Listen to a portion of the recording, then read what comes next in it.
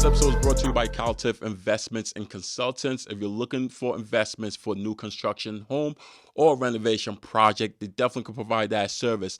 If you're looking to rent or lease a property, Caltif Investment is the way to go.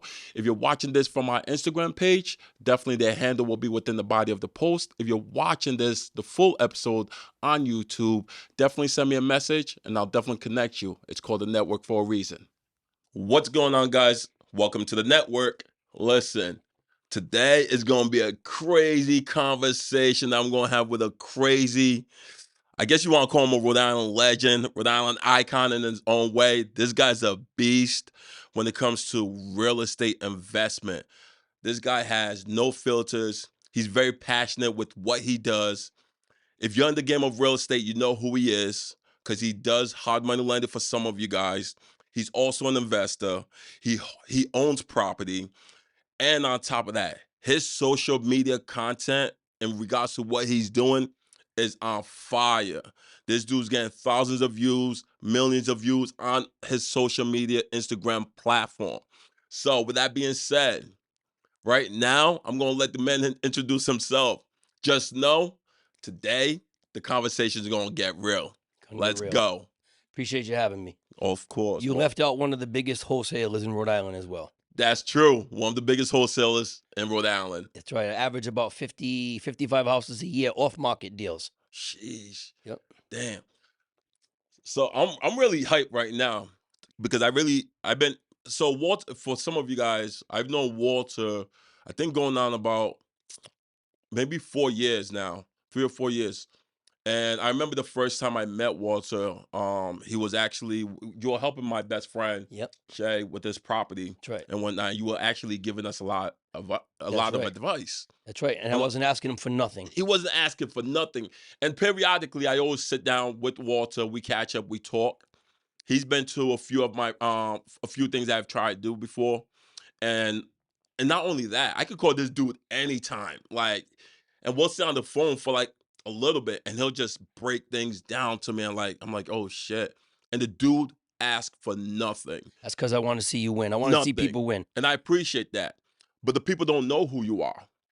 Who is Walter King, though? Right, let's tell him. Let's go. Let's go. Who's Walter King? Well, you want to start with the talking points? That's the talking point. Who's Walter King? You got to. Who's Walter King? Shit. Who's Walter King? I already hit a brick wall. I grew up in Providence. I grew up in the streets. I spent first portion of my life. So right around the time you and probably everybody else was starting high school, I was in training school. I spent from 16 to 18 years old in and out of training school. Came out of training school when I was 18. Which I think saved my life in a lot of ways because I was in the streets and I was wild.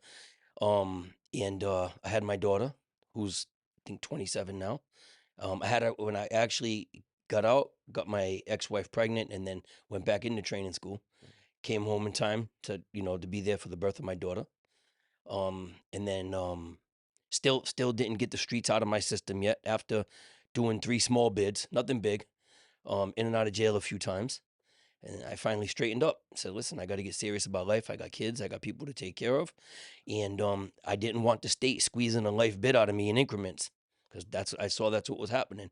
They would have grabbed 25 years out of me, in 18 months and 2.5 year bids. So I said, I'm going to get serious about something. I didn't know anything about real estate at that time in life. My portfolio reads throughout my life. I've had car dealership, staffing agency, nightclub, you name it. I've had a ton of businesses. Every single one successful. Every one. They all went successful. Well, not the nightclub. I lost a lot of money in the nightclub.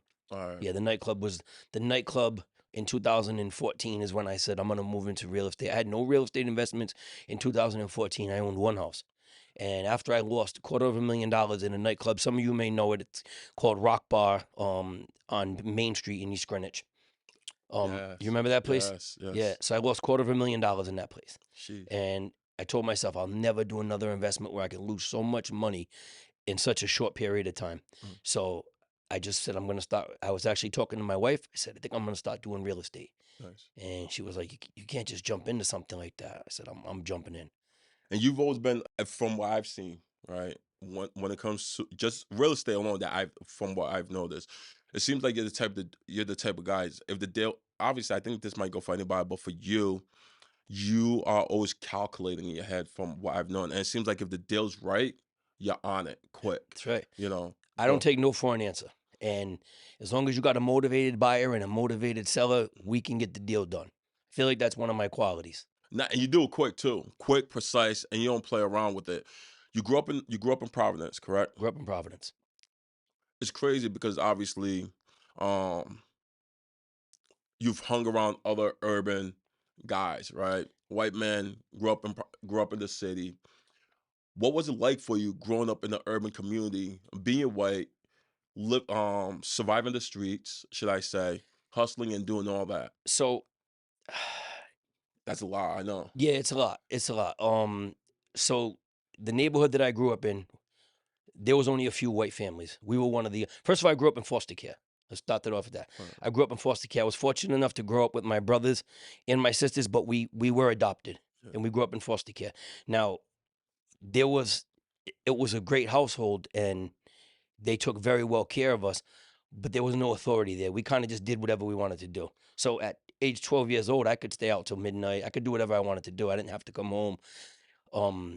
They kind of just provided shelter. They provided love. They were great people. I love them dearly. I owe a lot of where I came from to the people that raised me, but they were older and we were young, Yeah. and we kind of just ran through them, and we See. did whatever we wanted to do, which caused my brother to go to prison, me to go to prison, um, and the rest of my siblings kind of just were stagnant in life and didn't really achieve too much. Yeah. I mean, they have families and they're happy, and that's a huge achievement in itself. But I mean, career wise, they don't so much have careers or educations. Yeah. And I can relate to a lot of that. Unfortunately, like me personally, I didn't grow up in the foster care or anything of that nature, And I understand for some people, like the that path could be difficult, right? Because there are some foster kids that take advantage of these kids, right? And there are some that um end up getting raised in a good lifestyle type of situation.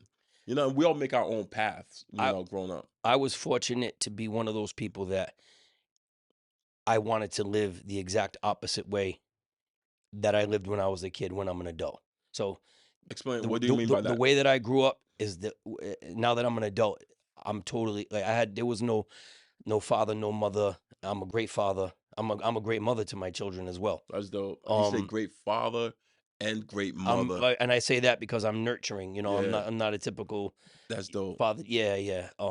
So a lot of the things that I didn't get as a child, I got when I had kids, and I'm appreciative of that. When I went to Disney World with my kids for the first time, I was a kid going with my kids. Mhm. All these trips and vacations and all this stuff. When my kids were like 10 years old and 8 years old, we're riding go-karts through the streets of Pawtucket running from the police. Shit. And like because So these are my friends now. These yeah, are not my kids. yeah. We're riding four-wheelers and dirt bikes and go-karts, and I'm just doing all this stuff. I would pick hanging out with my children any day of the week than with my friends. So it's crazy because you live your lifestyle because of the way you grew up. You live your life through your kids, right? Even though you're an adult, That's right. but at the same time, you missed a lot of your childhood Well, experience. I feel like that's another reason why I want to hang with my children so much, because I had no childhood as a kid. We didn't play where I came. I mean, we played when I was younger, but Yeah. from maybe like 13, 14 on, Mhm. where I grew up, we were introduced to drugs and Yeah. we were introduced to theft, and that just became the thing to do. The neighborhood that I grew up in, selling drugs wasn't illegal. I Yeah. mean, technically it was illegal, but it wasn't frowned upon as it is in other neighborhoods. Yeah. It was normal. My neighbors used drugs. My neighbors sold drugs. Yeah. So there was a huge drug activity. So I grew up in the 80s, and you would see, how old are you? I'm 42. So you see needles, Yeah. bottles. Remember crack bottles? They would see Yes. bottles in the sidewalk all day. Yes. So Yeah. I grew up in that neighborhood where, and It that's was just normal. it was normal. Yeah. Yeah, it was normal. And we idolized the guys that made money. Yeah, that was one of my biggest thing growing up. Because I too had a hard lifestyle, but mine was by choice, right? And a lot of it was due to growing up being made fun of, and just trying to find a way to fit in so I wouldn't be made fun of. Mm, So a lot of it for me led to me fighting to show like, sure. Absolutely. listen. Then it led to me selling drugs because I saw dudes in the hood, young guys riding nice whips. Hmm. I'm like, damn, if these guys could get, I want to get it. So I started selling drugs and all that stuff. So, and then you start robbing, you know. So, and that's when my first, just like you did juvie time or juvenile time, my first juvenile time was from robbing a lady at a bank, Which is a serious charge. which is a serious charge, but that was the type of lifestyle that we grew up in, Hmm. you know. And now you're here. For me, that was that. But you're here now, right? So let's talk about how all that hustle mentality, all the stuff that you went through, made an impact in your entrepreneurial lifestyle right now. I think growing up with so little, it made me afraid. I'm constantly afraid of poverty. I'm constantly afraid of going without. I'm constantly afraid of not having. So it creates this sense of drive inside of me. Mhm. And the drive just doesn't stop. I'm a strong believer in ambition and drive beats talent any day of the week. Mm. Any day of the week, I feel like, like if you look at like Cardi B is probably not one of the most talented entertainers out there, but her drive is insane, Yeah. and that's why she's where she is. Yeah. And I think that goes for a lot of people, Hmm. right? A For lot of sure. people that have the passion for success. I fear failure, you know? So even though I'm not in your shoes in terms of how successful you are, but I grind so hard because I fear failure. Mm. And a lot of people that are so ambitious and so driven, a lot of it is due to the fear of failure, due to the fact that they do not want to live the type of lifestyle that they were living before. Hmm. Once they had the opportunity to get out of that lifestyle, they just go head on and they kept that momentum going on. For sure. You know, so I consider you as an entrepreneur. Hmm. Even though you dive in real estate, you did a bunch of things back in the days, but I do consider you as an entrepreneur.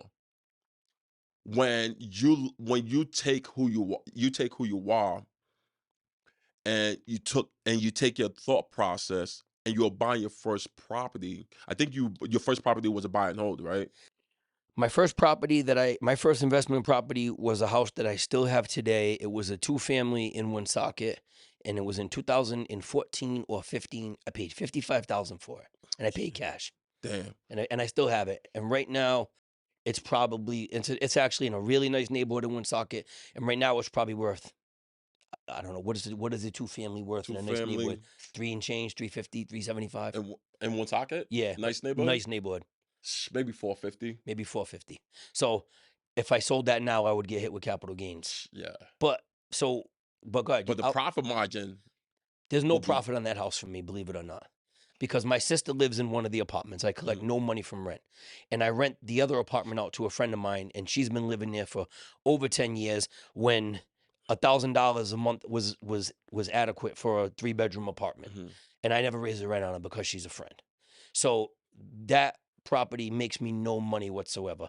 That $1,000 that I collect, that $12,000 a month that I collect from that property, covers the taxes, insurance, and maintenance on the property. But this is how I make money out of the All property. right. This is how I make money out of all of my properties. I'm a portfolio guy.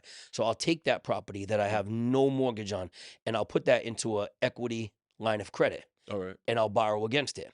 All right. Now the bank will give me 70% of the value of that property. Mhm. So even though I don't have a mortgage on the property, I still have access to that capital. Yo. So when I originally did that line of credit with that property, I think they gave me like 270, which was like 4 years ago, Mhm. and I'm still using that line of credit today.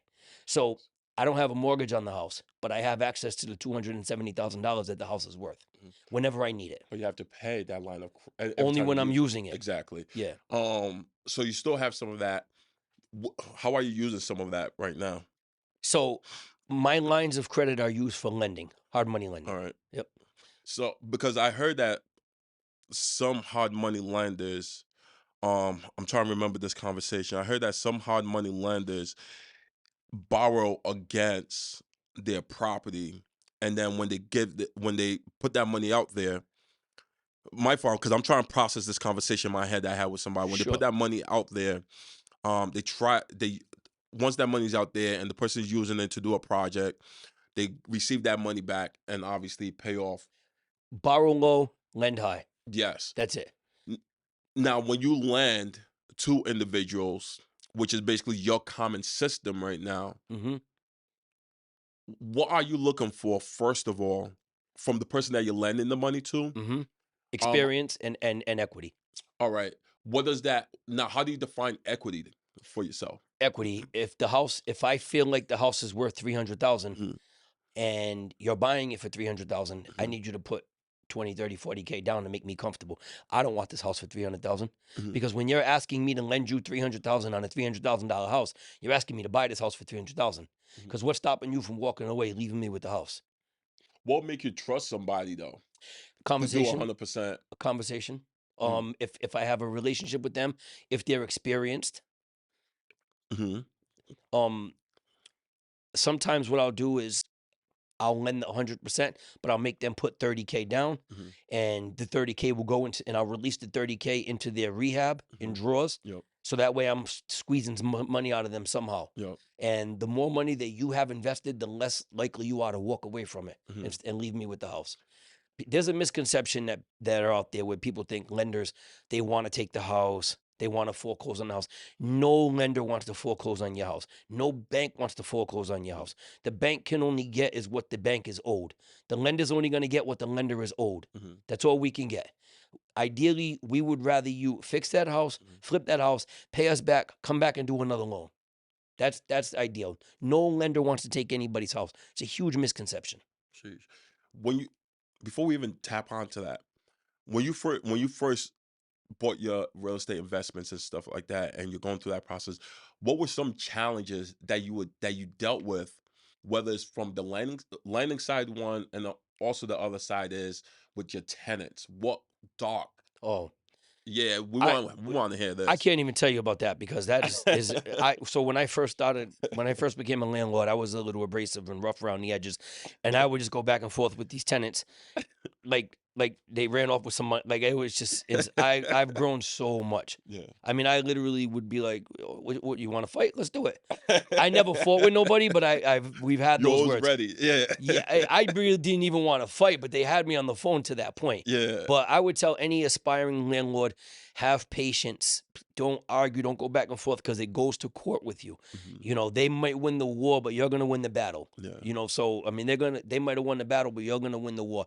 Just keep your wits about you. Don't go back and forth with the tenants, especially if you know you're in the right. Don't be one of them landlords that are cutting people's water off Mhm. and blocking the driveway. All that vindictive shit, man, that is not going to get you anywhere. Be a professional. How do you feel about damn, what they call the landlords? Well, you asked me something earlier. You Yeah, said what some of the hurdles that I overcame in the yeah. beginning. So let me tell you about the first deal I did was the one in Woonsocket. I don't know what my second and third deal, but my biggest one, and this was when very early on in real estate, was a 19 unit building in Pawtucket Mhm. that I still own to this day. 19 condominiums. Sheesh. And a friend of mine brought it to me. There's an attorney out there. I don't know if I should mention his name.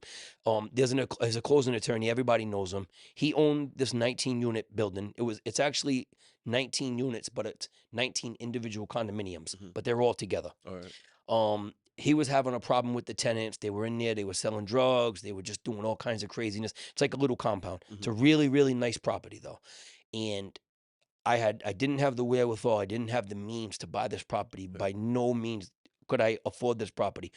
So, but that didn't stop me. I didn't say no. I set up a meeting with the I went and looked at the property. I set up a meeting with the attorney and basically, confirmed with the attorney all his everything he had to say about the property. The property is this, it's that, it's in a rough neighborhood. The people over there are carrying guns. So I just went into there and I'm like, listen, you're right, it's a rough property. And I was kind of bullshitting him at the time because it didn't scare me at all. Mhm. It actually was in a lot better shape across the board. It was a Mhm. great deal.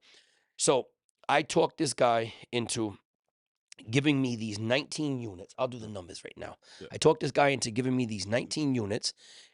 I talked him into holding the note All right. for me for 6%. And what I Wow. told him was, I said, listen, whenever you need the money, he ended up lending me, let me do the numbers. Yeah. And I also want you to explain holding the note. and the rate on top of that. So he ended up lending me like 450,000. He didn't know who I was, Mhm. but all he was doing was, and what I said to him was, I said, listen, you have the property now. It's making you money. Why don't you hold the note so you can still make some money? All right. At this time, interest rates were like 2.5%, All 3%. right. I think they were a little higher than that. So I basically talked him into giving me the property and holding the note at 6%. I put 130,000 down. I paid $31,000 a unit for those properties. Wow. 31,000 Times 19. times, it was like I can. almost 600. Mhm. Now they're worth around 140, which is 2.6. Sheesh. That same property. And he doesn't have ownership of it no No. more. So what I did, I didn't have a relationship with a bank at the time. I just had some money sitting in the bank, and I gave him, what I could give him down. I made the payments with him for about 3 years, and he ended up calling the note in. He said, "Listen, I need to cash out. I need to grab that money." Mhm. And I said, "All right, just give me like 3 months." And I went and I approached the bank, and I got a loan, and I paid him off. And I Sheesh. and I and I walked him out of the property, and I still have the property to this day. The property is one of my best properties. My daughter has 3 Airbnbs on that property. So now I own the property. Mhm. My daughter rents from me, Mhm. and she has 3 Airbnbs there. So it's kind of like double dipping, And you're also, but you're also keeping wealth in the family too, keeping wealth in the family. I'm and teaching my she's making kids, money. and she's making money. That's And I'm that's making money fly. off of her. That She's my tenant for 3. She's my tenant for 3 of my apartments.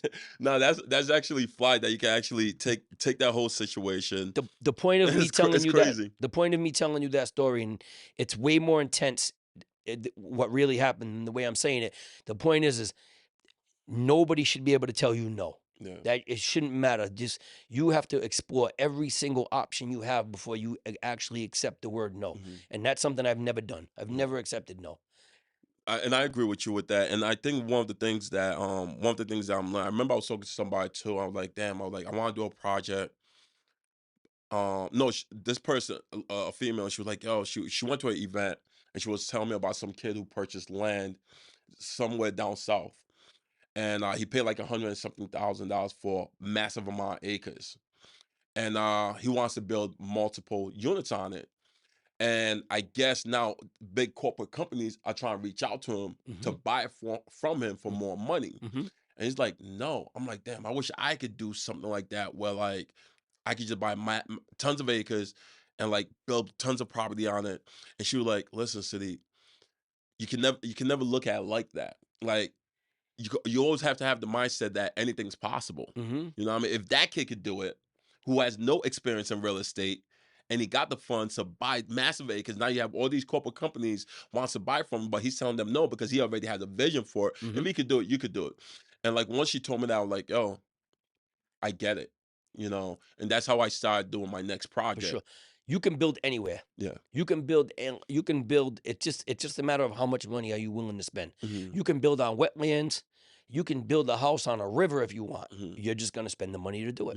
Yeah. It's all about how much money. So you can find some undeveloped land. You can find some raw land somewhere. Hmm.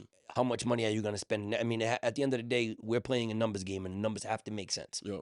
So Now we're gonna get into the something that you really specialize in. That I think that you're a master in.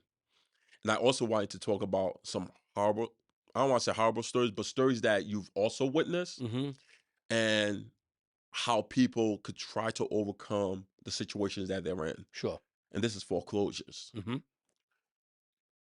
Your content on social media is basically around that. Mm-hmm. And a lot of people, your viewerships on those is massive. Why are the views for those content doing really well? And what about foreclosures?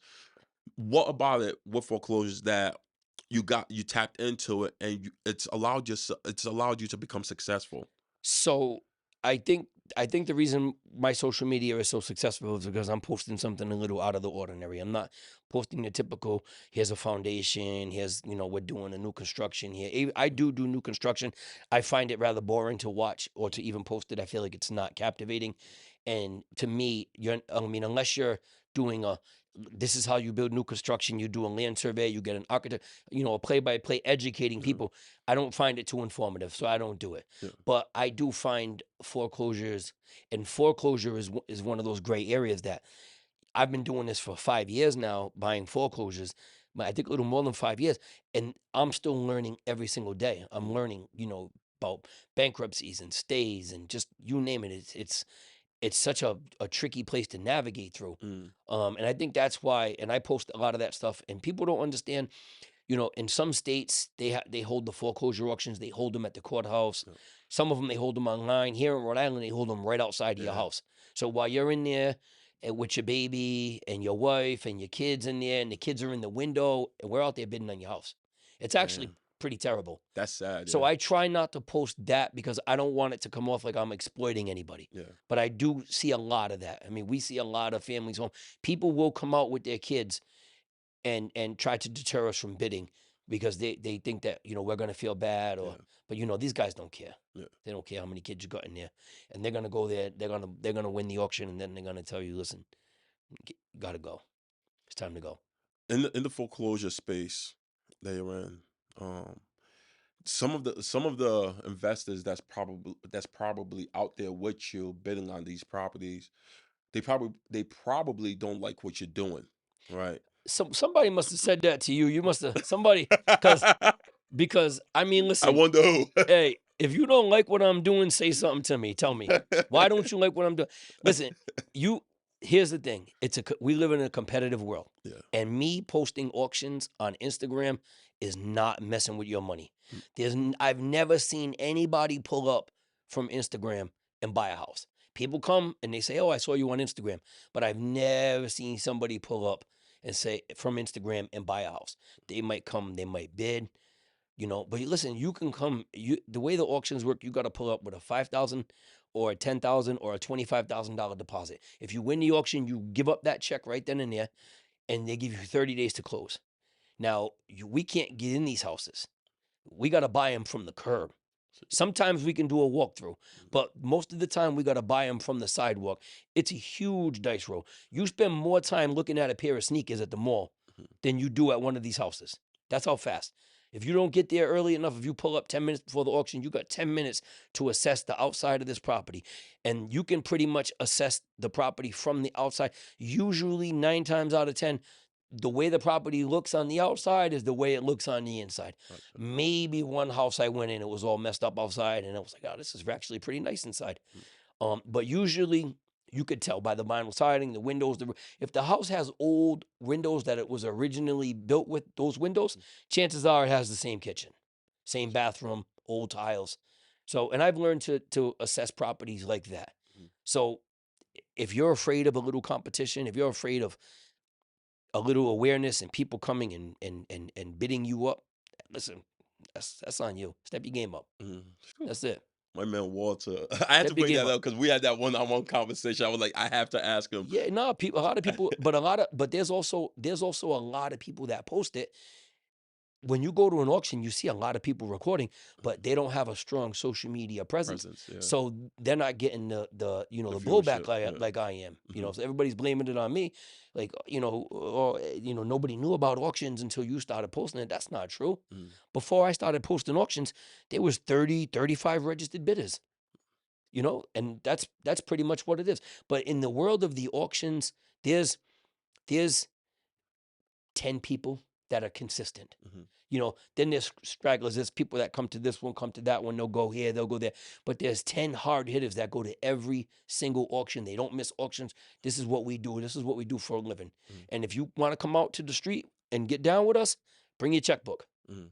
I noticed that I'm going to get into that part. One of the contents that you had on your platform, I remember one time, I think this was like 2.5 years ago. I went to one auction. You were there, and it was a house in Cranston. Western Cranston. I remember. So you remember? All right, because you was with Shay. I was with Shay. Yeah. So Shay and I were sitting in the cut. We're analyzing the whole situation. And mind you, I'm new to the whole game, so I'm sitting there. Everybody's bidding. You were with one of your other boys too at the time, and the bid went up. So I'm hearing everybody shout out a number. So I'm sitting there on my phone. I'm doing comps. Mm-hmm. I'm like, hold up. This dude just bid 310. This dude bid 320, Mm-hmm. whatever that number was. Uh-huh. I'm looking at the comps. I'm like, yo, that's weird because all the property that sold local, the properties that sold locally were like 350. I forgot a number. I'm like, how is it that they overbidding on this Mm-hmm. property Mm-hmm. and knowing or seeing that they're gonna make money on it? Mm-hmm. It made no sense to me. Well, Hey guys, what's going on? Welcome to the Netwrk podcast. I'm only asking you guys for one huge favor. If you guys like what you're listening to, hearing, all that, please subscribe to the YouTube page. If you're on Instagram, like, follow, and share our Instagram page, thenetwrk.co. That's THENETWRK.co. It's your boy Sadiq. not I wouldn't say a lot of times, but there are times when it's the previous homeowner bidding, it's the neighbor bidding. Get out of Somebody here. down the street wants to move their mother in, so they want the house Mhm, for whatever reason. You can never compete with a retail buyer because mhm. I'm an investor. I need to make money. Uh, You want the house because you want the house. That's why I won't even if I know, let's say you're the neighbor and me and you are talking and you're like, oh, I'm buying this house for my mother. I'm not even gonna bid you up. I'm not here to throw money away. Yeah. Make you throw money away. I'm not here to make you throw money away. Mm, You know, unless your number is something unrealistic. I know the house is worth 400,000, and you think you're gonna get it for 250. Then I'm mhm, like, well, this guy, he doesn't know what he's doing. So yeah. let me give him some reality. Mhm. You know, can't let you steal the house because if I do, you'll be going to every auction. Yeah. You know, people say, oh, you're one of them people that bid people up. Damn right, I'm bidding people up. This is how I eat. Mm. Yeah, I'm gonna make you. Listen, I'm gonna bury you. You I'm know, gonna it's make sure you don't come out tomorrow. you know what's crazy? Like, there was one post that you had, and everybody was bidding. It was a recent post, I think, but it was probably like last week or 2 weeks ago that I saw it. And you threw a number out, but everybody else was throwing a number out, but they were saying your name behind it. Like they Mhm. were like, They were talking shit. they were like Walter King. Yeah. 310. Another dude was like, Walter King. And then the lady, or the lady that was doing the auction, she was like, oh, 310 from Walter, 350 from Walter, Yeah. not knowing that it's all the All other the other guys. investors. Yeah. It was so fun. I'm like, this shit's crazy. Do you feel a certain way at that for that particular day, or on that particular day? Did you feel a certain way when they were doing that? There is let me tell you something. I've never seen such a group of guys where they all pull up and they all shake each other's hands and they shoot the shit and they talk about this and that, but they deep down inside hate each other and they're all in, I wouldn't say hate each other, but they're all in competition. Mhm. And at the end of the day, if you win the auction, everybody says congratulations. They're really saying go fuck yourself. Yeah. But they're like, oh, congratulations. But they really, they're waiting to hear, damn, Sadiq lost his deposit. Shit. You know, I can't imagine how many times I cost somebody their deposit check How would somebody lose their deposit check? if you can't close. Because what people don't understand is you might be out there at the curb and you're bidding on that property, and say you bid 300,000. Let's say you won that house, that Cranston house that you went to. Yep. Now you got to do what? You got to go sell that to a lender. Yep. Go grab a lender, and you got to make him believe your vision. And unless you're one of those guys that are out there using their own cash, I use my own money. Yeah. There's maybe 2 or 3 guys out there that use their own capital. Everybody else out there is borrowing from a lender. Yeah. So now after you win that auction, you got to step to a lender, and you got to, if you don't have 50, 60K to make him comfortable with that purchase, you're not going to buy it. Yeah. And then you're gonna walk away from your deposit. It's a 5, 10, $25,000 risk Mhm. that you take. But like I said, people think they can pull up and buy the house. I see people every day they can't close the house Yeah. every day. And then if there's somebody living in the house, how are you gonna get a lender in there to look at the house? You can't go in there. People are living in there. The previous owner's living in there. You can't get title insurance on the property. It's a Yeah. tricky game. It's not easy. There was a lady. Instagram makes it look real easy, but there are a lot of obstacles to overcome. I tell people that all the time, and there's different aspects of what people on Instagram or influencers on Instagram do to try to create the perception that things are easy to do, Mm-hmm. or entrepreneurship or investing with, and it's really not. And I have these type of conversations all the time with people that sit on my platform, and we talk and we kick the shits, and they talk about that. There's so many influencers out there that's creating this fake ass perception. Oh man. What's your thoughts on that? Oh my God. Because a lot of the stuff that you do, you're very authentic. Since day one, since I met you, it's like you've always kept it real, I and I appreciate I, that. I only rock with people that I know that is going to keep it real with me, or that just that has that genuine love, and they're not bullshit. How do you feel about those individuals that's putting fake stuff out there? Well, so I'll be honest with you, and anybody listening, you can ask my wife. I knew that DJ Envy was a scammer since day one. Whew. Since day one, the minute I saw them asking people for money to flip houses, Mhm. for capital, to give them Yeah. capital, joint venture. But they're not. First of all, let me start by this. You shouldn't give anybody any money under any circumstances if you're not putting a lien on a property. Mhm. I don't care if it's a first, second, third, or fourth position lien. If anybody is asking you for 10,000, 20,000 to renovate a property and you don't have any lien on that property, chances are you're not going to get that money back. Mm. I would strongly advise against any of that. And that's what those guys were doing. Mhm. And they were selling seminars saying, you know, all these other classes are bullshit, but come over here, and they're charging $2,000, $2,500 for their seminars. I listened to one of his seminars on YouTube one time. I told my wife, "This dude's full of shit. Mhm. He's capitalizing on his platform. That's all he's doing, as if he doesn't make enough money. He has every advantage in the world, Mhm. right? In the business, in the entertainment business Yeah. that he's in. Now he wants to come into real estate and take advantage of people. And let's be honest, most of the people that are paying are people that don't know where to start." Yeah. Right? They're taking their little bit of hard-earned money they have, Yeah. their $5,000, $10,000, $15,000, and they're giving it to these guys, trusting them that they're going to come back with a return, and they're not giving them nothing. Yeah. And they're doing God knows what with the money. What are you buying a car? Like what? Yeah. Some sucker shit. I think what's his partner's name? Caesar, Caesar. Caesar Pina. So I did a seminar 3 years ago. It was called the Build Your Wealth seminar, and I was going to do part two of it. So part two was going to be the guests DJ Envy, Caesar, and a couple other cats off individuals from here in Rhode Island, Mm-hmm. right? Because I wanted to start reaching out to people that have a mass influence as Mm-hmm. well, and try and make my seminars bigger than what I wanted to do. And at that look, I don't want to say luckily, but unfortunately, it didn't. The seminar didn't happen because I was a little nervous with the way the market was going at that time. Sure. And like now, But see, lately, if seeing DJ Envy and Caesar, DJ Envy himself, he's denied. So I don't know nothing. I don't know what's true you can't or deny not. it, you But can't he's deny it. denying the whole situation. And Caesar, you don't see Caesar anywhere. Did you see the? Did you see the? I'll send it to you. But this dude was borrowing money from this person, money from that person, money from this Yeah. person, all on the same property. And the way that these people could have avoided that was going to your attorney, having your attorney pull title and put a lien on the property. Then you'll see that he already has two liens. I don't know if you know how the way liens on properties No. work, but Talk to me. first, I'm a hard money lender. I'll only go in first position. Yeah. That means when you sell the house, I'm gonna be the first person to get paid. Yeah. So you got first position, second Second position, position, third, fourth, fifth. That goes down the line. The more down the line you go, the less likely you are to get your money. Facts. So you don't want to be in third position, fourth position, Mhm. because he owes this guy 500,000, he owes this guy 400,000, he owes this guy 300,000. Mhm. What's the building worth? 700,000. You're never getting that No, money. yeah. You're never getting that money. And typically, it's the first person. That's the one that's going to get that. The only time I'll go in second position on a property is if I know. There's a lot of meat on No, the bone. I don't give a shit about that. If I know the guy, I mean, there's got to be equity for me to do it. Number Mhm. one, but I got to know the guy that's in first.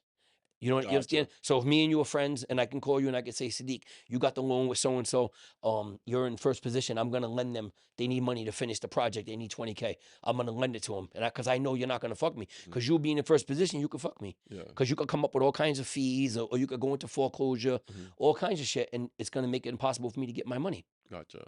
And I'm dealing with a situation like that right now. Damn. Well, so to continue on with the whole DJ Envy and Caesar situation, do you see DJ Envy and Caesar Going to jail. getting implicated? Absolutely. Absolutely. 100%. Caesar's going to jail. Caesar's extremely quiet. Caesar's going to jail. He has to be quiet. He's going to jail. When you watch the YouTube on what he did, he 100% committed fraud. He took money from you under false pretenses. I heard that he was spending it on luxury stuff and traveling, doing this with his wife and all this other crazy If you stuff. look at his Instagram, he doesn't have none of that. So if I had to say from the outside looking in, I would say he must gamble. Mm. I would say he gambles. But I mean, I have nothing to base that on. Allegedly. Allegedly. I don't know Yeah. him.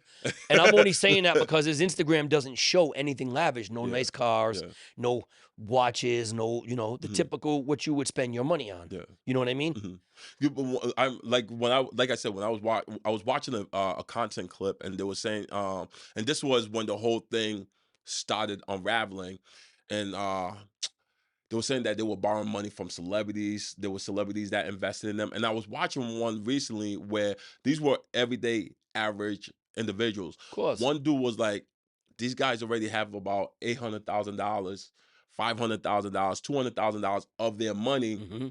and they're not seeing that right now. They're not Hmm. seeing that at all.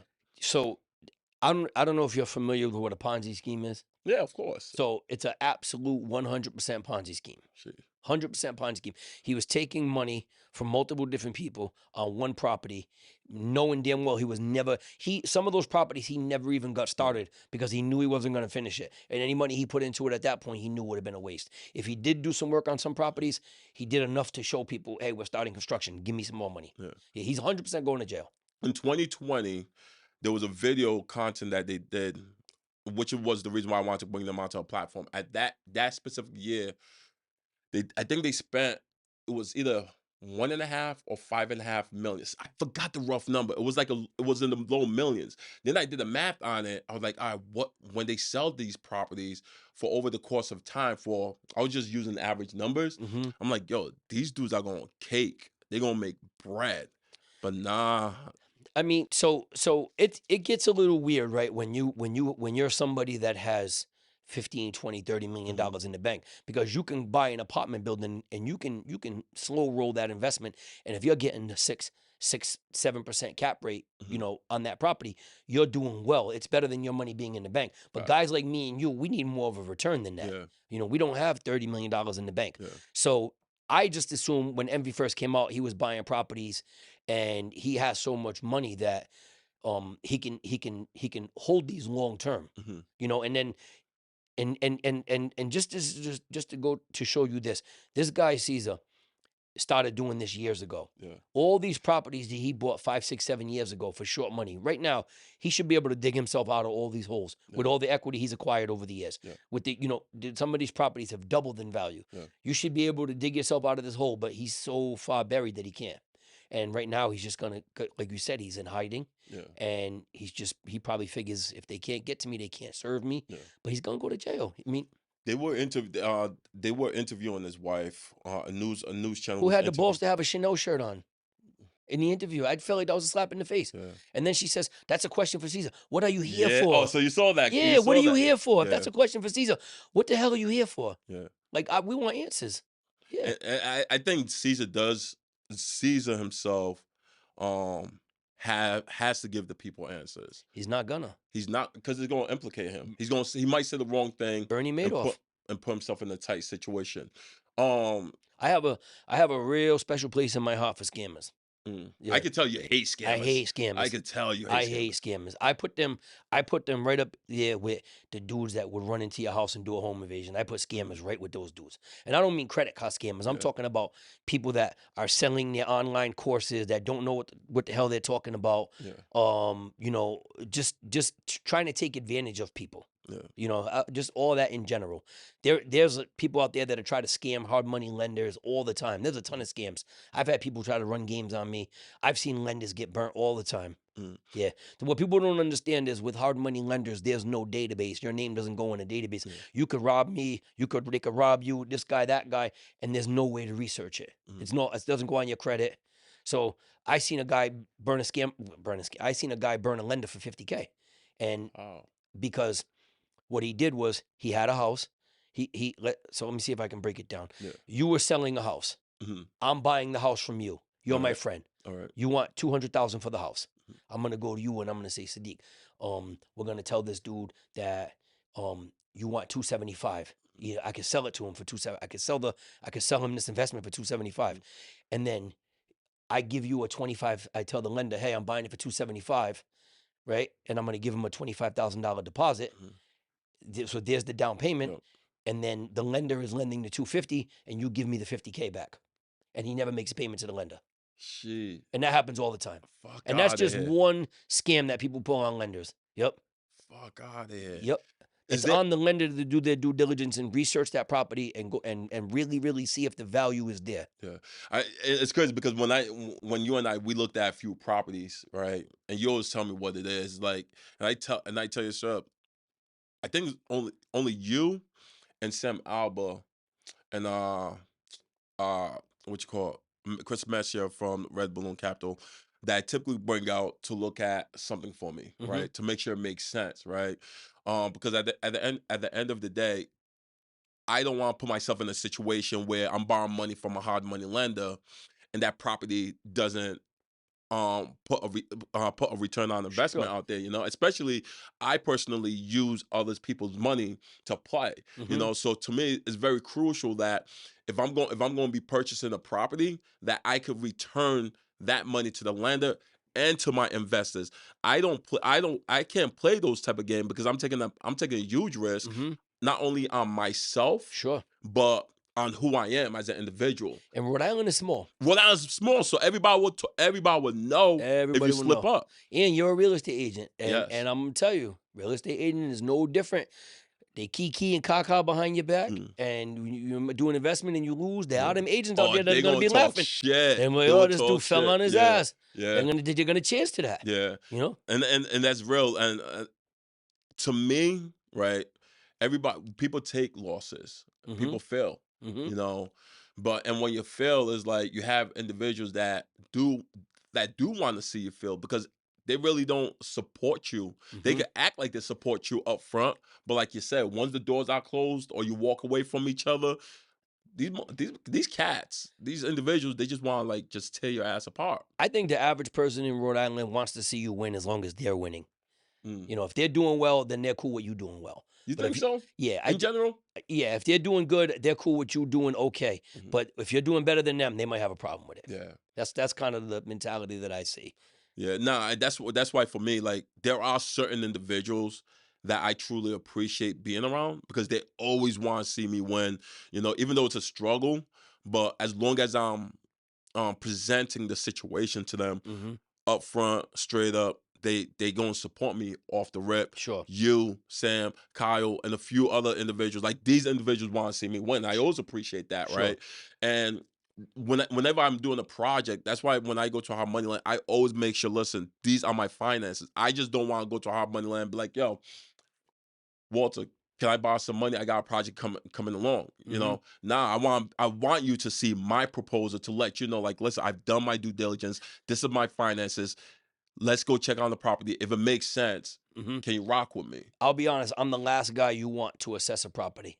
Because when it comes to a flip and I have the vision, I can see what you're gonna do, Mhm. but I am super negative when it comes to the finance part of it, and I try to inflate all the costs. But I feel like that's also something that makes me successful because I don't really take losses because I'm very conservative. Yeah. So, but I've also told people, listen, if I were you, I wouldn't do this flip, and then they went ahead and did it, and they made money, Mhm. and I look stupid.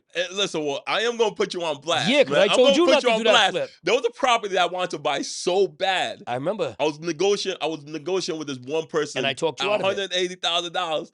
I was fighting with the person over $5,000, and he talked me out of it. Yep. And that seller ended up selling the property for like 210. Hmm. When I got but that I was so heated. And Sam was the other person who was like, Sadiq, buy it. Sadiq, buy it. I'm Yep. like, I was going, but I'm glad I said it before you did. I was like, this dude made me lose a problem. Well, But it was worth it though, right? Because eventually when I did another flip, it was a lot.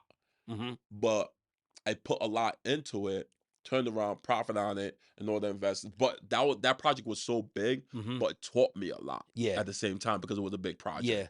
People don't understand. So I don't know the project you did, Mhm. but when you say a big project, I know exactly what you mean. And this goes to a lot of inexperienced flippers. Yeah. When you got to go into a house and you got to tear out sheetrock and you got to gut it out to the Yeah. studs, you do not realize how much of a commitment that is. Yeah. You're gonna go there every single day for the next 9 months, sometimes 2, 3 times a day, Mhm. every single day. You know, and it just takes so much It does. energy out of you. You know, and that's just to get it to where you could stop picking tiles and flooring and this, and even that. takes so much time and energy. Yeah. It takes so much to go into, I suck at flipping houses. Mhm. I've done a ton of them, but I'm not good. I'm the guy that just spends the money. Mm. That's it. I'm just like, do it. I don't care. A Spend the lot, a money. lot of your projects look banging though. You are probably one of the few individuals that does a great job with their Spend all the property. money. Anybody, Mm. you could do it to anybody. A real good flipper can do the work that I do for half the money that I spend. That's a good Gotcha. flipper. That's a good somebody who good at rehabbing houses. I'm good at assessing a house. I can get the job done. I can get it done the right way. Mhm. Structurally, the house is going to be the way it's supposed to be Mhm. 5-10 years from now. Mhm. It's not going to be no funny business, no leaks, no foundation bullshit. But I'm spending all the money. Yeah. I'm spending every penny. I'm not getting deals on nothing. I'm spending all the money. The guys that should be in this flipping business Mm. are the guys that can do it for short money. That's how you make money. I've made money. So where I spend a little more money, I save money by using my own capital. I'm not Gotcha. paying a lender. Yeah. I'm not paying interest. So I buy the house for $200. I only owe $200 on the house. I'm not paying, $2,000 a month for 9 months, which is $10,000. Yeah. You know what I mean? Yeah.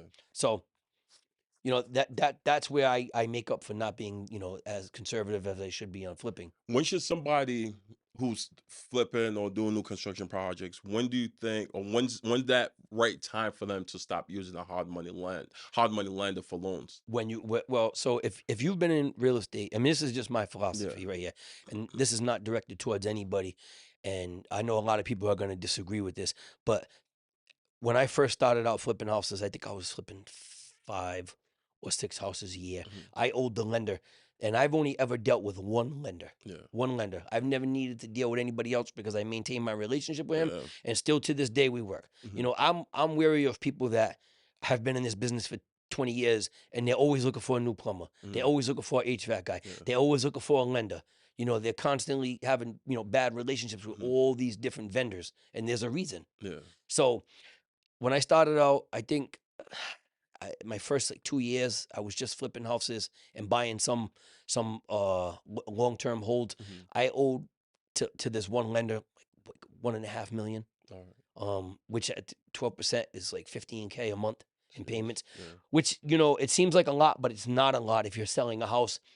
Every month you're Mhm. flipping and you're getting 30, 40, K coming in at the Yeah. end of the month. Mhm. So it doesn't, it kind of gets washed away. Yeah. But I went from being 1.5 million in debt to now having $3 million of my own money on the streets, Wow. just out in loans today. Yeah. And that's not credit line. That's my own personal capital.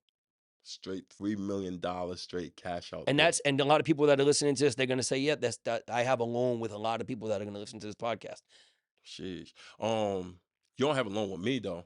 No. We need to do a transaction together. Let's I do feel it. like you be fronting on me, Walter. Nah, bro. The one time that we were gonna, I was afraid of the project. Nah, I talked feel you out of it. I even told you, I said, I'll give you the money, but I don't think you're gonna make any money here. I wish I kept that property because that property I know I want to make money Well, to this day. In my defense, that was how long ago? That was literally right before the economy. There you go. Yeah. And then bro, you could have bought a doghouse back then and made money right now. A birdhouse is worth double right now. Nah, for real, So man. I'm partly to blame.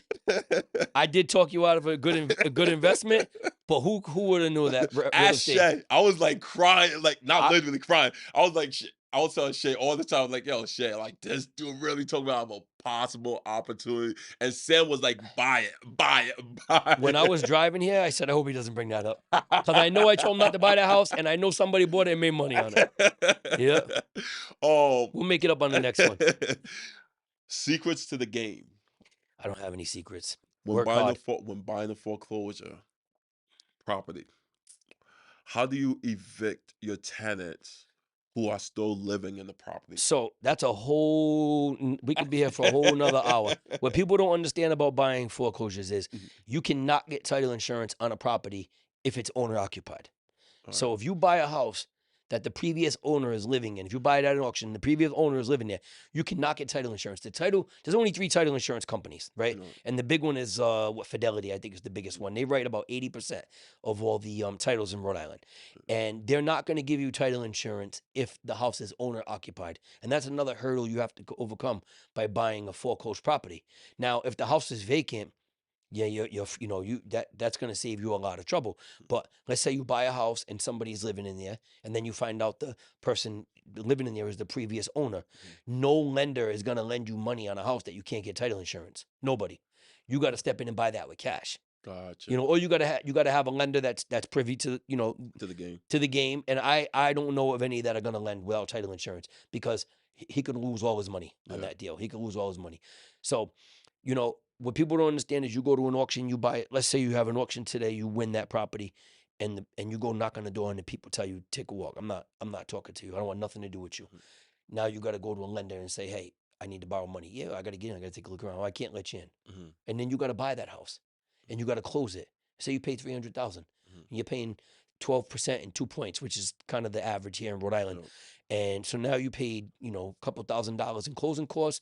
You paid 2 points, which is 6,000. You pay 10 grand to the house, and you're paying $3,000 a month, and you got to evict these people. Yeah. And let's say it takes 3 months to get them out, which I think is fair. 3 months is average in Rhode Island. Massachusetts, forget it. You're done. Massachusetts take you a year to get them out. Damn. So now you're 10,000 to close with your points, and then 3 months to get them out. So you're almost 20 grand just to hold that house, and you haven't even put a hammer to a wall yet. You understand what I'm saying? Yeah. And that's where a lot of these people buying foreclosures go wrong. They don't assess it properly. And the reason why I asked that question was because one of your content was a lady that the auction was taking place. Mm-hmm. And the lady was begging, she was pleading. So that lady was under the impression that if we didn't bid on her house, then the bank wouldn't have taken her house.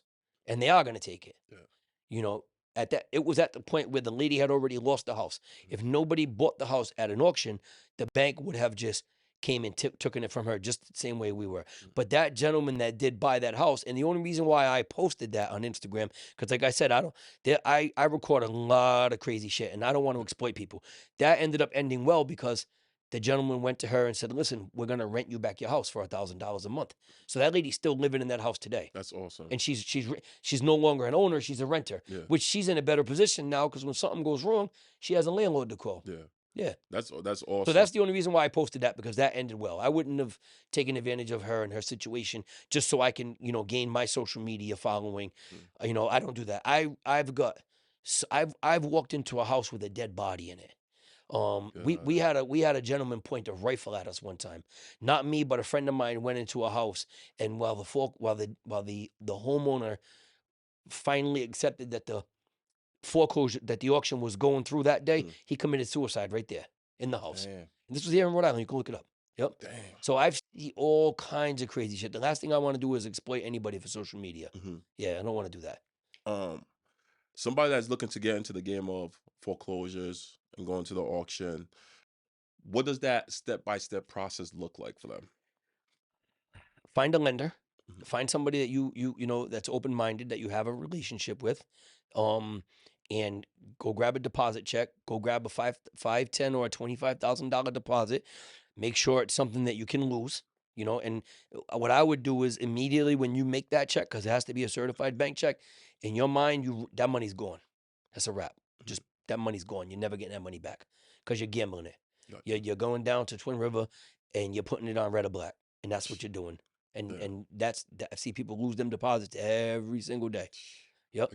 And then get out there, and I would say in my opinion, one of the biggest problems with people, especially this younger generation, and they say, I want to get in real estate, lack of consistency. They want to pick it up and play with it and then put it back down and then play with it again and put it back down. You know what I mean? Yeah. You got to do it every single day, every day. Yeah. What are the do's and don'ts at the auction? Do's and don'ts. Don't talk too much. Don't tell too many people your business. Do's and don'ts. I mean, just buy smart. Try to buy smart. Yeah, and don't pay too much. So I've seen the most experienced guys out there get caught up, and it's almost impossible for you not to bid on emotion. It's almost impossible. There's a little bit of a, how do you say, bravado? Bravado, yeah. And it even happens with women. It's not just like an alpha male thing. It even happens with girls. It's like, fuck that. I'm buying this house. Fuck this guy. All right. And he's like, you're way past your number. You were Yeah. at 300. You're at 375. Yeah. And you're like, fucking, I don't care. I'm losing the money. And in your mind, you think you're winning just because you didn't let that person get the Yeah. house, but you just lost 5K. Like one thing about me is like, Well, let me go back Go real ahead. quick. So you said one of the do's and don'ts. I would say is if you're gonna come to an auction, get a number in your head, Mhm. and no matter how you feel, or you get that blast of, adrenaline because now it's started and it is like gambling. Stick with your number. When you reach your number, cut it off. No matter how you feel, no matter what you got going on inside of you, just stop. Yeah. Yeah, don't go against what you came up with before you got there where you was thinking straight. Gotcha. Yeah. That makes sense because when I went to a few wholesale um properties Mm-hmm. when I was trying to find other projects to do. And mind you, I've always worked my numbers ahead of time. Mm-hmm. I always know what my projections are. I know the max I'm willing to go up. And once I put in an offer to at my max, or not even at my max, below, and they tell me that my offer doesn't get accepted, I don't go back in Mm-hmm. and put another offer in. Mm-hmm. Like, nah, I don't do none of that because at the end of the day, Well, what if the emo- circumstances change? in terms of what? The house is in better shape than you thought. Cause, When I but 'cause see, you comp the house from your house or you mhm, comp the house from your car, and then you get out to the curb, mhm, and then you look at the house, and it's like, oh, this is way different. mhm, This is it's big. It looks bigger than I thought. mhm. So it might be a different house. So it might be a different house, right? But at the same time, if I'm going with my contractor, and now I'm starting to have to understand what a project might cost me now, Mm-hmm. right? I'm starting to be able to analyze that. You can't go to an auction with I mean, you can go to an auction with your contractor, Hmm. but you're only going to one auction. Hmm. You're not But going. if you're bouncing from wholesale project to a wholesale project, try and find a property So with your contractor. you're talking about buying a wholesale. I'm buying a wholesale because I'm Okay. taking out a hard money Sure. loan. Yeah. So every single number has to make sense Of because course. I'm paying the mortgage on it, Mm-hmm. right? I'm putting the money into it to Mm-hmm. invest that into that project. Then I gotta pay all that back. I might be using investors. It might be my money. I'm using credit cards. Mm-hmm. So all that has to make sense. Mm-hmm. So to me, it's like I know where I want to start, and I know my max. Mm-hmm. If I can't hit it with at my max, then if they say no, it's to me it's a no. I don't get emotionally Yeah. attached to no property. That's how you Point have to blank. be. Period. That's just me. That's the way you got to do it. You know. Um. I What's would say one of the biggest what I see, especially in inexperienced people, is they don't know how to calculate accurate holding costs. I don't think people understand what holding costs Yeah. are. So if you Explain that for them. I so do know. so holding, let's just throw a number out there. Let's say you're buying this property for 300,000. It's going to cost you your closing costs. It's going to cost you 2 points.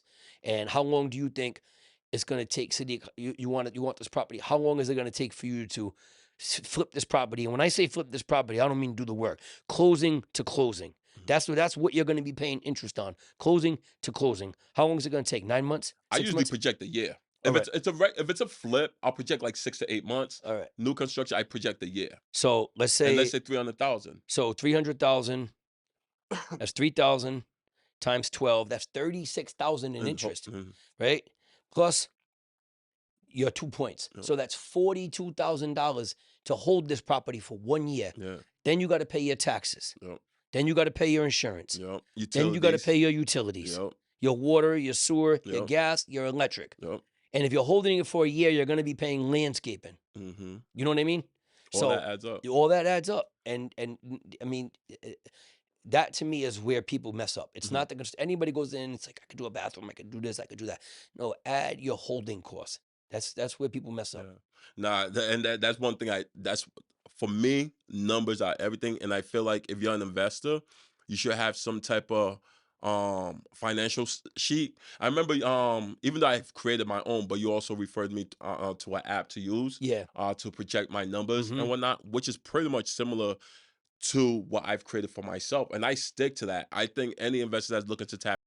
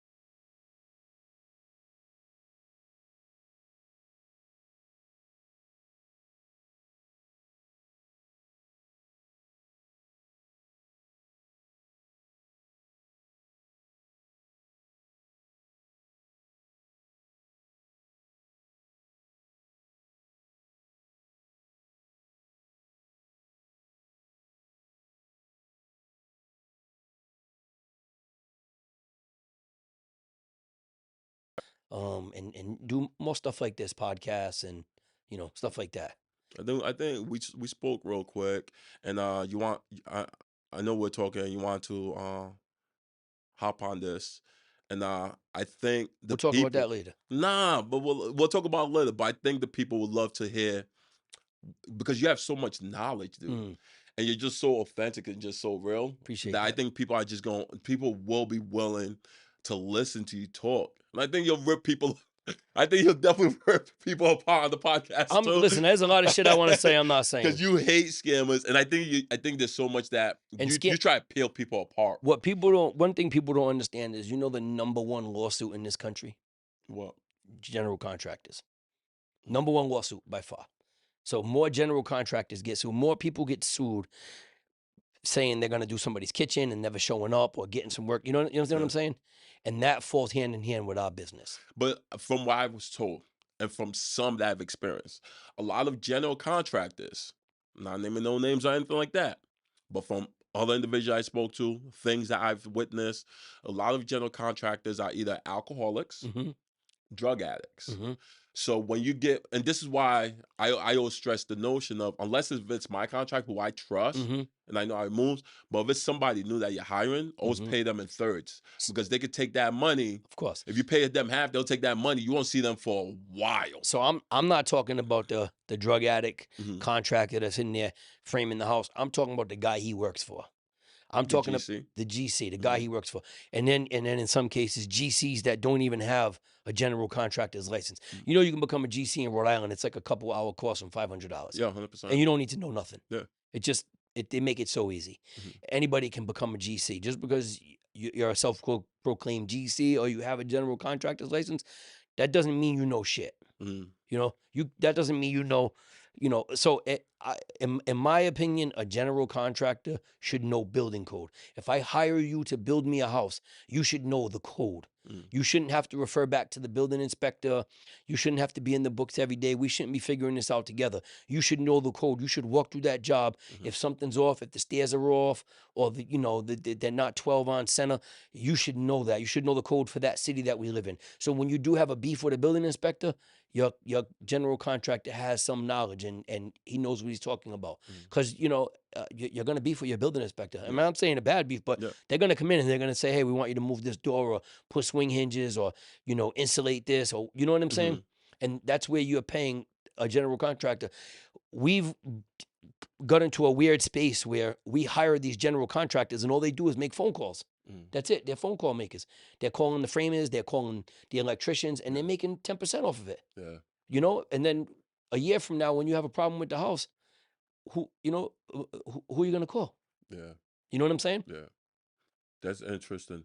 What valuable have you ever took any losses in real estate? Never. You never took no Never took a losses. loss. Because I was going to ask you if you did. A What couple lessons of have you deposit learned? checks on houses that I shouldn't have bought, but $5K here, $5K, but I never took a major loss. Never. Gotcha. So there's really no lessons that you could share. I mean, I got lessons because I see a lot of stuff. I see a lot of craziness, but personally, I've like I just sold a big piece of property. I don't even know if I should talk about this. Go ahead, I talk just sold about a big piece of property, and the gentleman that I sold it to, I found out that he ran a scam on his in his investor group. it. Mhm. I'm not going to say no names. I'm not even going to say addresses, but I'll tell Yeah. you what happened. I sold 2 6-unit buildings and a 3-unit house. Mhm. So it was a total of 15 units Yeah. on separate lots. All right. So I sold them to one guy, and we put it under contract. So what he did was he came back, and I don't remember the actual numbers, but he came back and he said, I'm going to give you a little less for the 3-family, but I'm going to add it to the price of the 2 6 units. So Gotcha. I'm going to still, my net will be the Still same. the same. Yeah. My gross will still be the same. But he said, I'm going to structure it a little differently for the bank. So then he came and said, can we do an assignment from the 3-family Mhm. to my a friend of mine? Mhm. And I said, I don't care who you sell it to, as long as. You So get what I money. originally thought he was trying to do was I thought he was trying to close on the 3-family first, Yeah. and then come up with an excuse why he couldn't close on the other 6 units because he's paying so much more for them. Yeah. So we closed the property, and then I found out 3 weeks later that he sold the 3-unit. Yeah. The one that he dropped the price Yeah. on. Now, can you see the scam? Nah, I guess I'm missing something. So Unless you guys see, but so I'm he missing has something. an investor group, Yeah. and him and his investor group brought the 2 6 units All right. for all the money in the world, All right. and then he dropped the price on the 4 unit, on the 3 unit, But I guess where I'm lost at is why would he drop the price? What benefit does he have, or because what benefit does the bank have from the it? person he assigned the 3 unit to, they sold it and they made 140,000 3 weeks later.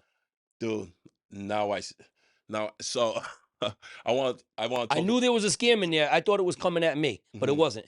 So Makes now this guy, he has he these made 2 130. 6 unit buildings, Yeah. and he has them with his investor group, Mhm. who is probably just a bunch of people that throw money into buying a rental property. Mhm. On paper, they look like they perform, Yeah. but they're never going to get a return. They're probably going to get a very, very low cap rate. Shit. They never even went and looked at the property. So, but he went, the main guy who kind of controls this Mhm. investor group, he went and looked at the property, and he decided to, but like I said, he quickly took that property out of his name, Mhm. put it in somebody else's name. 3 weeks later, they sold it. And his investor group, they don't even know that he ever had any affiliation with this property. Mhm. They made 140,000 in 3 weeks. You know what's crazy? Mm. I want to talk about this before Now, we let me wrap ask up. you something. What do you think? You think that's scamming, or is that good business? Man, you want my honest truth. Honest truth. All right. And let me tell my story, and Mhm. I'm going to tell you why I think I'll give you my viewpoint from it. So similar situation kind of happened to me this summer, right? And this is before I even understood what reassignment is. Mhm. So for those who don't know what reassignment is basically um you could buy, you're buying the property. No, you found the property and you turn it around and sell it to another individual, but that other individual doesn't communicate with you that he's Mhm. going to reassign that property to another third party. Mhm. That makes sense, right? Am I Absolutely. correct? All right, perfect. So I didn't know, I was not aware of what reassignment was. I know nothing about it. That's why when it comes to real estate, it's very important to be knowledgeable in it. But for me, it was a major learning curve. Mhm. So I had this one, and I laughed it. I laughed at it. But Remind me to come back to here, because I'm yes, going to explain how you can make money with yeah, no money from reassignments. But go ahead. perfect. And the person, the owner, wanted the land for a certain price. It was a land deal. I'm like, all right, cool. And before she wanted to sell my, I negotiate her down, right? Because I was like, oh man, you can't build a certain type of project on this land, but came to find out you can. It was an HMU that you could build on it. I thought you could just build a regular multi-unit on it. Mhm. And HMU costs more, Mhm. right? So I didn't realize that. So I hit up an investor.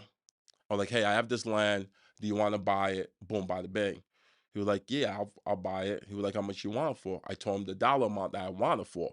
And I'm thinking I'm just making a straight commission from it Mhm. and not thinking of anything of it. He assigned it to somebody He else. reassigned it to somebody else. Yep.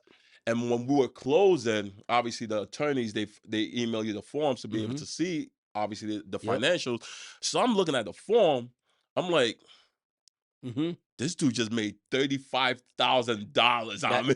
now you're I in was your like, feelings. what? Yeah. But I was not in my feelings. And the reason why I said I was not in my feelings was because, and I spoke to a couple people about it. And they're like, you didn't say nothing? I'm like, nah. Nah, that was good business though. It was good business in the sense that I wasn't knowledgeable in it. So I couldn't get mad with the whole individual. I respected that hustle. Yeah, To me, but I respect it. he didn't violate you in any way by doing that. He didn't. But he didn't. Well, and that's to me. I feel like he did violate. Some people that I spoke You to feel some thought, kind of way because he made all that money off you, and you felt like you could nah, have made that money? I definitely didn't. Because Yeah. if I did, I'm the type of person that'll say something. And Yeah. people told him to say something. I was like, no, I Because can't say something because he did.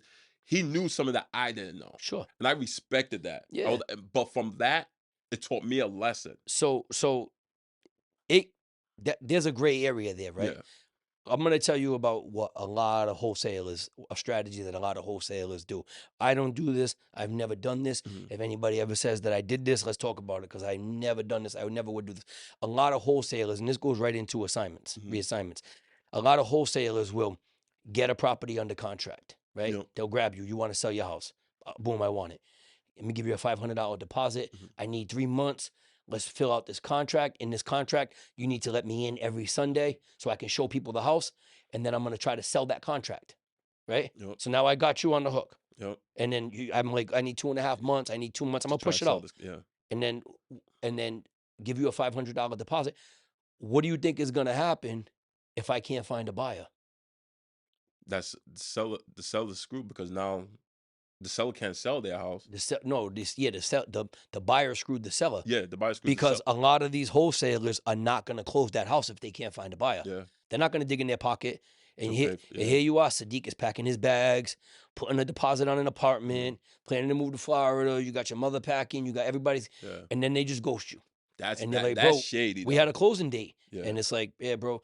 And then what they try to do is say, well, if you look at our contract, we were supposed to get in there and these times, and that day you made it kind of difficult for me, so I'm all set. Just keep the house. I'm all set, and kind of put it on you. I've seen That's shit. That's dirtbag shit though. Well, that's straight dirtbag. I Because now you're was- putting the seller in a bind. but they don't care. They try to get out and hustle that contract, and that reassignment is so. Back to your story. If that dude, how much of a deposit did he give you?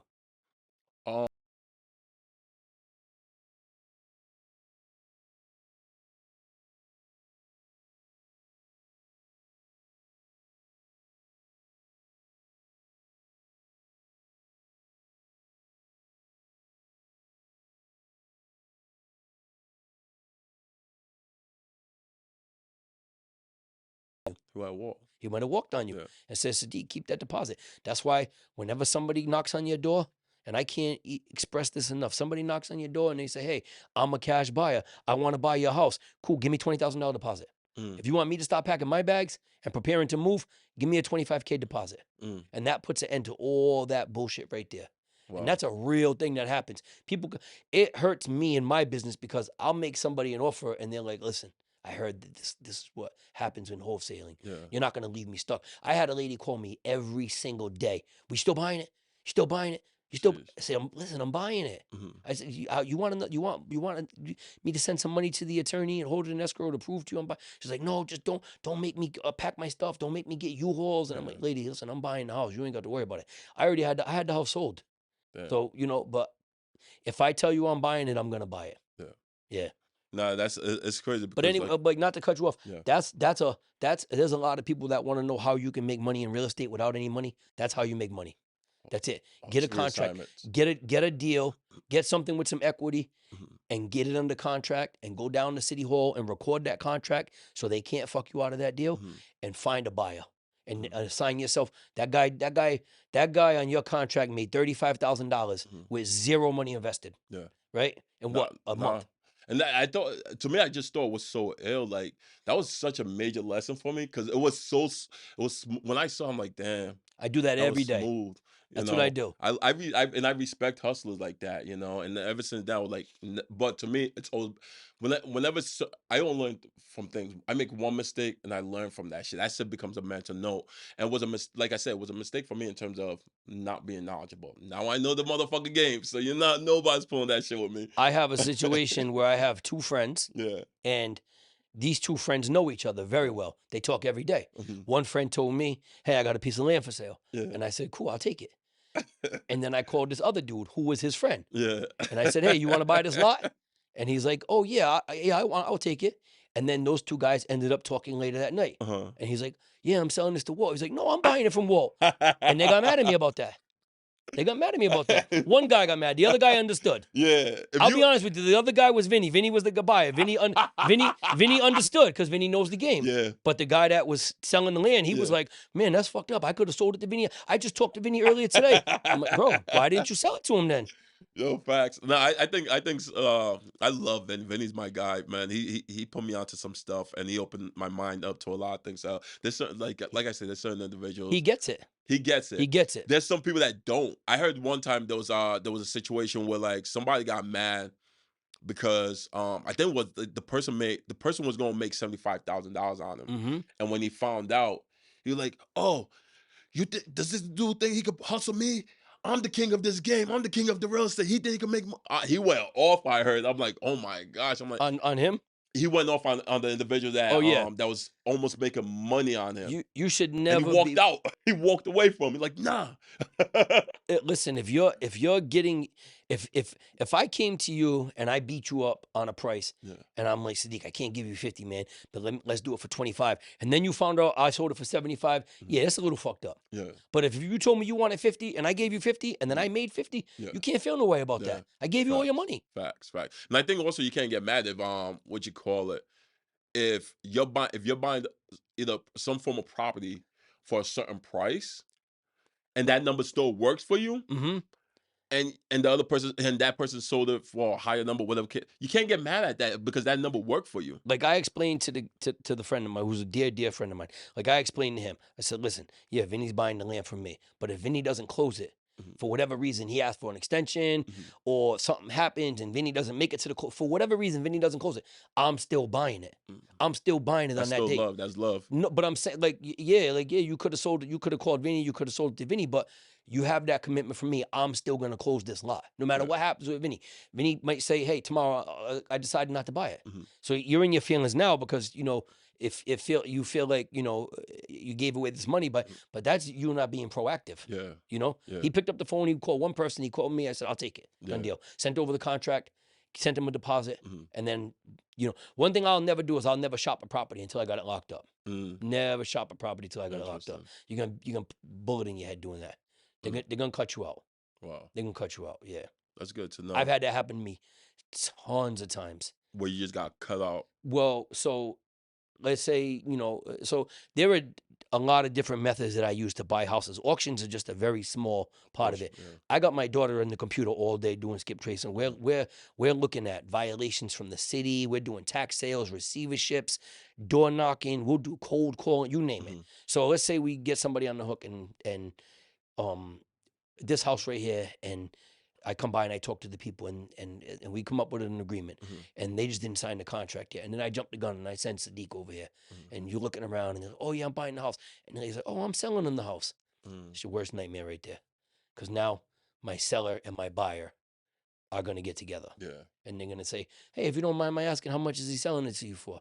Oh, he's selling it to me for $250. Why? He's only giving me $175. Yeah, that's the had that happen to me. Damn. Had that happen to me. Yep, I lost a nice chunk of change doing that. I did the exact same thing. I told the kid, go by there, don't knock on the door, don't talk to nobody, just do a ride by, let me know what you think. Sure enough, the lady was outside. He was like, oh, I'm trying to buy the house. They got to talking.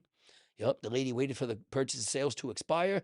I never recorded it. That's why I always record. Listen, if you're doing wholesale deals, forget about that DocuSign shit. Go get it signed in person and go and record it with City Hall. That way, that contract, they can't go anywhere. I didn't know that back then. When you record it with City Hall, what does that do? It's putting it in the chokehold. Can't go nowhere because now you have a lien on it. They can't sell it because you have a right to it. You have a contract. You could cloud up that title on them. Can even if the buyer spoke to the seller? If you put this house under contract with me, and I go and I record at the City Hall, you can't sell it to nobody else. Gotcha. Can't sell it to them. You can, but I can sue you. Gotcha. Yeah. When they go and the attorney goes and the attorney pulls title, they're gonna see, hey, you have a purchase and sales recorded. You need a release. Gotcha. You need to get a release from this guy, and then you're gonna come to me and I'm gonna say, you want me to release it? Give me 5 G's. Yep. That's real. That's real. That's a gem. That's probably one of the real game. That's probably one of the that's secrets to the game right there. That's probably one of the best things that I've said here all day.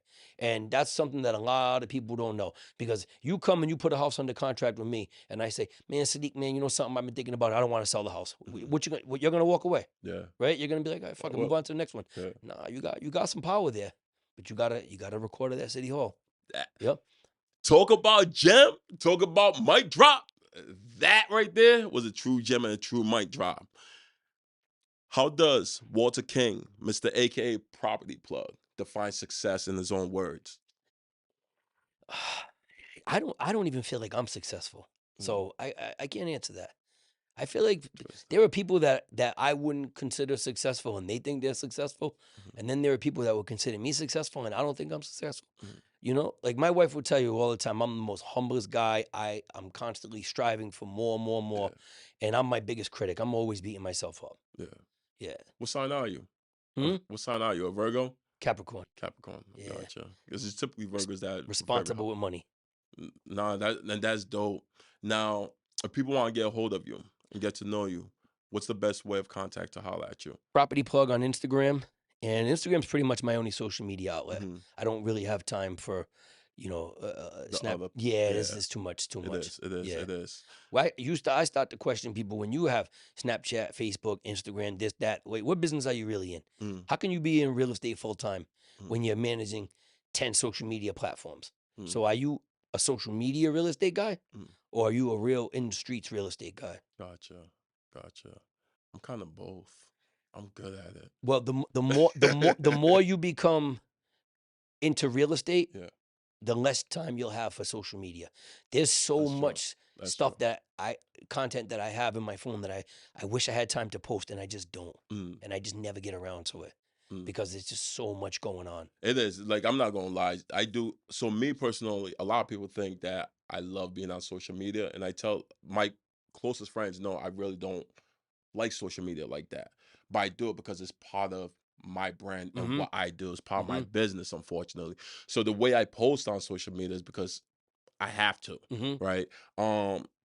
But I really don't like it. Yeah. There's times if you don't see me on social media for like a week or two, it's Means you're because busy.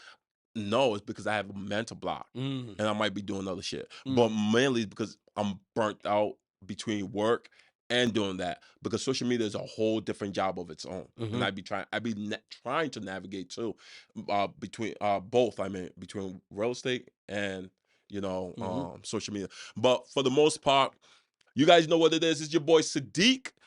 Listen, if you guys love what you guys heard today, please do not forget, follow us on Instagram, the network.co. That's THENETWRK.co. And please don't forget to follow my man, Walter King, the property plug. Until next time, catch you guys on the flip side. Let's go.